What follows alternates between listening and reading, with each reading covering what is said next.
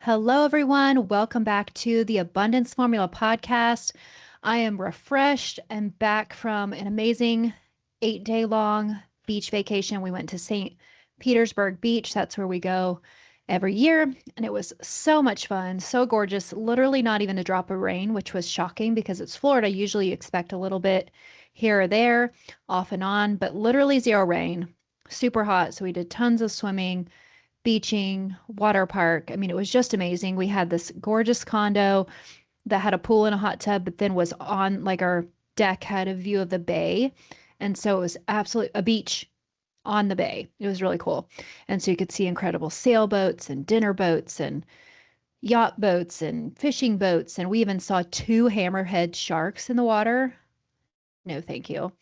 But yeah, like you and dolphins, of course, morning, afternoon, evening. I mean, it was just amazing. It was a dream vacation. It was fantastic. So just got back from that. It was wonderful.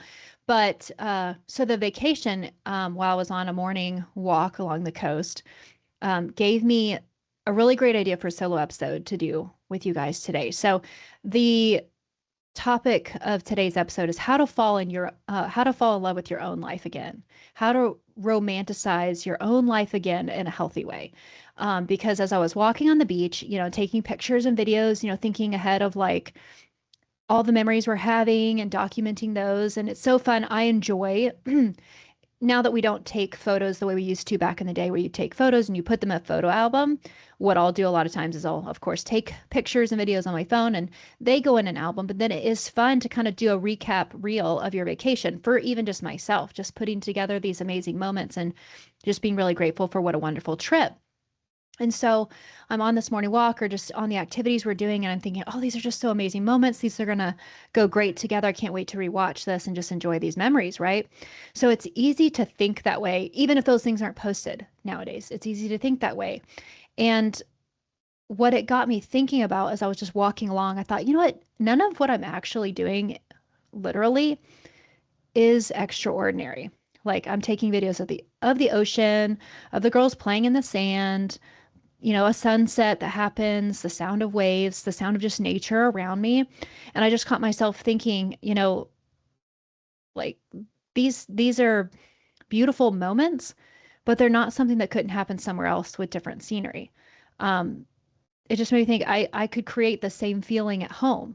I could create the same feeling on my morning walks, just being outside on our back deck, um, walking in the park. You know what I mean? Like what I was actually videoing, at least at that time I was thinking about this, was they're just activities or they're just nature or they're just a moment sitting, say, on the deck having coffee. These are all moments that I could also have or that I also have at home. And so I was just realizing what was making all of this experience so special wasn't literally the ocean, although that's something it's special to us because we don't get it all the time. But it's not literally because of the ocean, but because beauty isn't coming from the location. It's coming from what I was paying attention to. So, point number one I want to make is that social media isn't creating beauty, it's directing attention. So, people assume that influencers have these magical lives that they don't have, but what if what they're actually doing is merely pointing a camera towards moments that already existed? That's all they're doing. They're romanticizing their moments, which any of us can do, whether you're posting it or not. And that's just kind of what hit me. It's like, your morning coffee, your morning breakfast, a morning walk, reading in the morning, your work day. I mean, your morning routine, making the bed, getting stuff ready for your kids, people video packing their kids' lunches, for goodness sakes. Laughing with your kids, right? None of these things are extraordinary. They're ordinary moments intentionally noticed.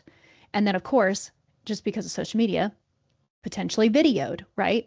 But when we're watching these things, it's easy for us to think, oh my gosh, these are magical lives I don't have, but they're not. They're just moments with a camera on them, moments that were happening anyways. And yes, there's some people who, of course, influencers can fabricate moments, but the reality is like even the things they potentially are fabricating for themselves, they're just intentionally videoing stuff that happens in day-to-day life.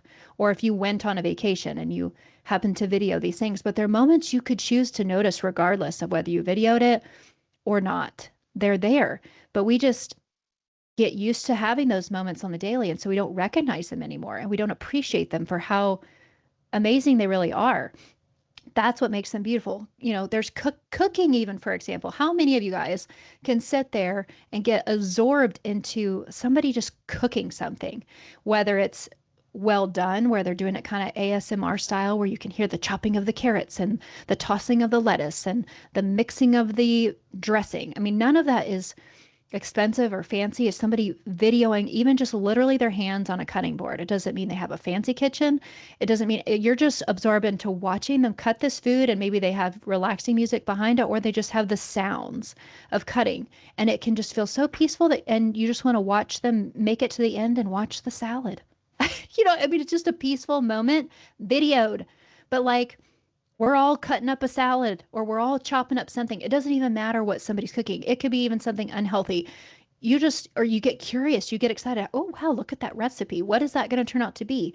And we're learning from other people's recipes. Like, but you cooking your own grandmother's bread or whatever it may be is something to be valued. It's something to be appreciated, that if we chose to be intentional in that moment, we could absorb the same amount of peace or the same amount of curiosity for how the recipe is going to turn out, or the same amount of appreciation for the deliciousness of this recipe that you were passed down, or that you discovered, or that a friend told you about. You know what I mean? It's appreciation available to us all at any point. We just forget to notice it.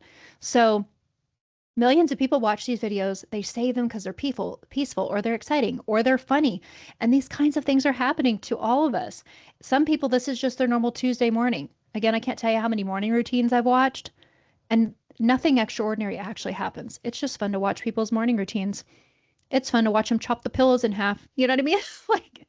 And we do that too, So again, nothing different than what each of us does have. We're just watching it in somebody else and appreciating it, as opposed to appreciating as we are doing it live, right? So point number 2, we mistake presentation for reality. So when we scroll social media, we assume they're living a life that we don't have. But what they're doing is simply noticing and highlighting moments that we overlook, even if it's on purpose, on accident, whatever it is. But that is a huge difference, you guys. That's really eye-opening.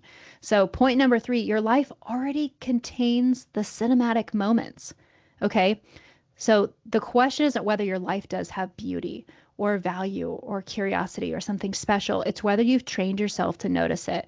It's whether, and I'm going to challenge you from this podcast episode, to wake up and notice the cinematic moments of your own life. Most of us have merely just started to take it for granted. And even if you're living in a tough space right now, what are the cinematic moments? Again, the most exciting movies are the ones that has a hero and they're up against something and we're rooting for victory for them. Root for victory for yourself. You don't need to video it, but think as you're going through your potentially challenging life circumstances right now, and think of it as a cinematic event. And how do you want it to turn out? And that's going to create so much positive fuel for your trajectory. So I challenge you that your life is special. And we spend so much time wishing we had somebody else's highlight reel that we stop appreciating our own story.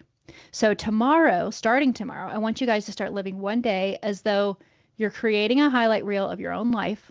You don't need to actually video it, but I just want you to think this way. So not to post it, not to film it, just go through your day and imagine what moments would make the cut.